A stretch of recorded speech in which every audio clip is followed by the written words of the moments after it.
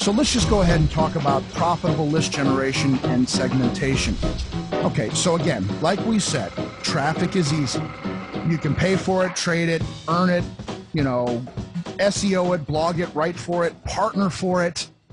Like I said the other day, when Gmail went down, I got about 300 retweets from this. With the worldwide outage of Gmail, Fortune 500 companies reported a 2,498,121% increase in worker productivity. I mean, I couldn't believe how much that got retweeted. And my blog spiked that day because when people clicked on my Twitter profile to follow me, they went and they saw that I've got my blog URL there. You can get traffic. Trust me, that's not what this is about. The real reason people don't believe it's easy to get traffic is because they've gotten traffic, but it's created no revenue. Think about that. Oh, whatever, I tried AdWords and I couldn't get any traffic. No, they got traffic. It just didn't do anything for them. They paid for it and nothing occurred. And that is simply because in 99 out of 100 cases, it's because that person had the wrong goal, the wrong message, and they had the wrong response mechanism. They are not clear about what it is their primary goal is when they get the traffic. And so let's dispel that right now. This is your business's primary goal, to generate more sales. Everything that you do with the traffic that you get in your business needs to generate more sales. Yes, you might want to save the world. Yes, you might want to change the industry. Yes, you might want to donate to charity. That's great. Those are personal aspirations, and I applaud you for being noble in order to have them. I think that's great. I have my own, but I started a business, and the business is its own entity, and the business needs to have fuel, and the only way that the business can have fuel so that it can feed you, so that you can do your noble thing, is if the business generates more sales. So that's the first mindset that you need to adopt right now, because if you have that, natural leverage will take over and it will answer all of the, well, what do I do with this questions that you have, and start to magnify your results. Now, for some folks that are thinking that they want to create a brand identity like StomperNet, let me tell you something about what it was like to create the brand of StomperNet and to do direct marketing. Notice how I don't work for StomperNet anymore. I did not like doing that. I don't necessarily care about a brand. I care about my business's ability to generate sales. And while I learned a lot about branding StomperNet as a brand in the marketplace, you want to know what I was better at and what always created a better result for the company? Generating sales. Generating sales. Yes, there was some good things about the brand, like, for instance, Brad Fallon can step into my shoes and run it without so much as a hiccup because people identify with what StomperNet is. But at the end of the day, the brand of StomperNet didn't make any more money for the company itself. Your business's primary goal is to generate sales. And traffic is not lead generation. And before you can have a sale, you've got to have a lead. So let's just walk through this. Lead generation obviously starts with a visitor. But this is where people screw up. We didn't even get past step one. They completely blow it at step one. What I want you to do is I want you to think about this in terms of the real world. What happens when a visitor visits your house? A visitor turns into a lead when you start a conversation, not ask them to take action, right? So a conversation is two-way. Generally, the only thing that we ever do when we're having our conversation with our visitor to try to turn them into a lead is talk at them and only give them one set of things to do. And if they don't do what we ask them to do, they go away. You talk, they respond. That's how it's supposed to work. But how I see this in most everybody that's got a business online is they respond, right? Their problem, their response is this preset action that you've created for them. You invite them to take this preset action. Maybe that's not what they want to do. It's kind of limiting, right? So most people do this lead generation basically where you start a, in quote, conversation. Click the link, right? It's an AdWords ad. Click the link. They respond. The minute they respond, the first thing you do is ask them to get out their wallet. And we all know if your close rate is 1%, 99% of them don't.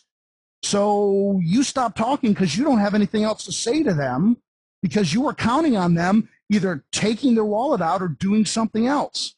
You stop talking, the conversation ends, and you just spent some form of currency without a net positive result, whether it's paid traffic or SEO or JV endorsements. And by the way, how many times do you think a JV is going to promote for you when you've got mediocre conversion rates? Not many.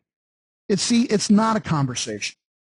You're not having a conversation. What you're doing is basically saying, take it or leave it. There's a better way. Your job is to create an automatic conversation that will continue without your presence, right? That's the fundamental of web marketing. We're going to use the tools of the internet to create that. So the first thing we're going to do is try to anticipate the outcome of a conversation. And we can do that to predict better user behavior. So what I'd like you to do is brainstorm what's called a binary set of actions, yes or no actions, do this or do that actions for every possible conversation that your visitor could have with you. Let's go through some examples. So a visitor comes to your landing page, right? They've responded to your conversation starter. Now it's your turn to talk.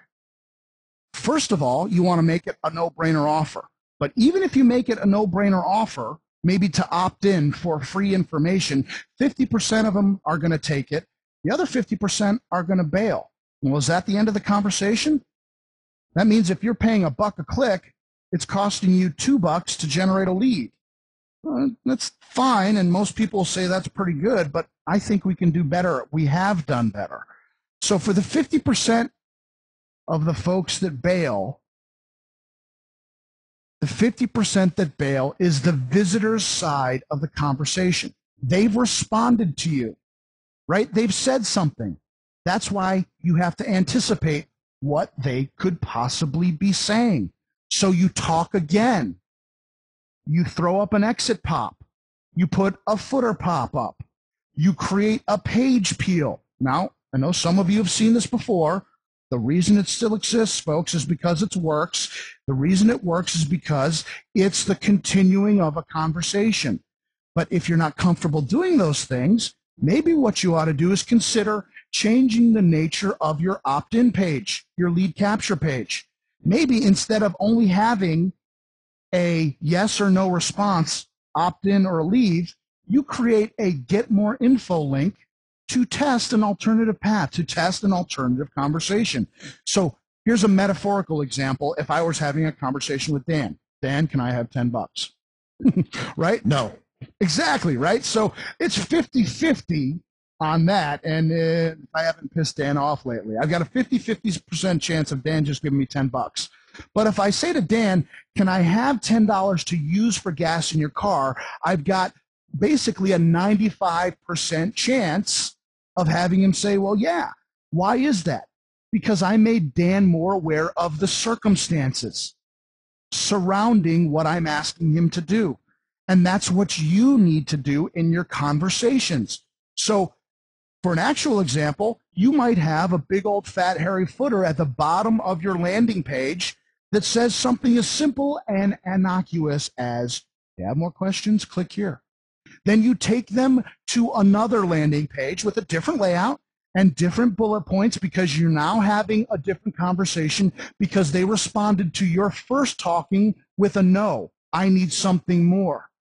Then what you do is you make the visitor aware of additional circumstances, right? We're trying to hit a home run with our new visitors the first time we meet them. That's why conversion rates are generally low when we first are introduced to people. But it might take you 3 or 4 or 5 or 10 dates to get the kiss. To get your first kiss from your date, you might have to talk to them a couple of times. You might have to make them aware of additional circumstances, and so use this opportunity to make them aware of additional circumstances by giving them another path to follow. And of course, on that page is another opt-in.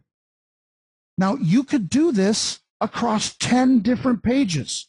One of the things I learned from Eben Pagan when he was dealing with his lead capture is he had at one point a system where there was 12 different paths.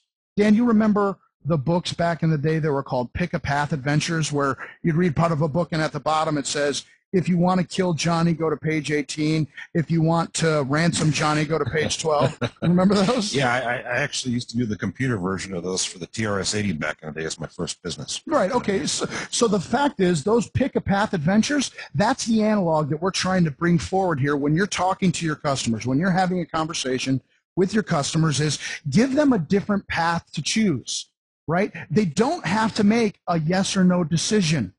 They don't have to what's called buy, bookmark, or leave, or opt-in, bookmark, or leave. Yes, folks, on your landing page that you have this alternative path, your opt-in rates will go down. But what you'll find is the more options, the more paths you give them, the different conversation opportunities you give them, overall, the net is your overall conversion goes way up. Now, Dan, you popped in there before I was. Yeah, I just want to really reinforce with a simple example here. When I started selling SEO Fast Start, I put because I knew the sales letter wasn't perfect, and I knew that I didn't know exactly what was really going on in the conversation in the prospect's mind. I just put in a little PS. Usually the PS is don't leave. I give you bonuses. I'll give you half price. My PS was, if you don't think that this is for you and you're having a hard time making a decision, just click this thing and email me and I'll answer you. And I made about $200 an hour by answering email for one thing, but I also was able to figure out what were all the questions and all the objections and all of the reasons why people weren't buying and weren't responding. And, it's kind of like that movie Groundhog Day where Bill Murray starts out as a complete dickhead. And, by repeating the same day over and over again, he eventually figures out that, the girl wants him to learn how to play the piano and all this other right, and ballroom dance and not be an idiot to the insurance sales guy. Yeah, exactly. And answering those emails was like going through Groundhog Day over and over and over again until I got it right. And my sales letter conversion went from like 0.8% up to over 4.5%. Over the course of several months of doing that. So I made a bunch of money by doing it because almost everybody that I replied to bought my book. But not only did I get paid, I also managed to continue that conversation and get it right. And the point is, this is a way to not only get valuable insight from your customers, but also to create a conversation where you don't have to be there. Dan did it the manual way, right? Live chat. Yeah, right. Dan did it the manual way. I would guarantee you that after answering 20 emails, if you wanted to do that, hey, email me if you have questions thing, after 20 emails, you'd have all top 5 objections to the reason why people didn't take action on that page that you gave them, and you could create your alternative path. And that's how I actually got up to $200 an hour. Was most of the time I didn't actually have to write the email. Right, copy paste, right? Pick the template out of a menu and hit send. Exactly. So lather, rinse, repeat. This is the reason this is a component of natural leverage is because this is something that occurs naturally. Think about a conversation. Seriously, think about a conversation you might have with somebody that doesn't know who you are, which in most cases is probably your spouse. Have that conversation with them. Try to convince them to buy your product and tell them, say, you know what? Tell me why you won't. And make that into a path. And you do that over and over again. It's a very natural thing, and it creates more of a conversation that we're accustomed to having in nature. And whether or not you realize that the whole advent of social media is because people were sick and tired of communicating with email or in offline forum posts and having it be completely without character or persona, right? That's what we desire. That's what we want. So moving on, lather, rinse, and repeat. Another thing I wanted to talk about here, because we're talking about list segmentation and open rates and conversion, is dwindling open rates. And I want to give you a couple pointers to address that. So why is your open rates, why are they going down?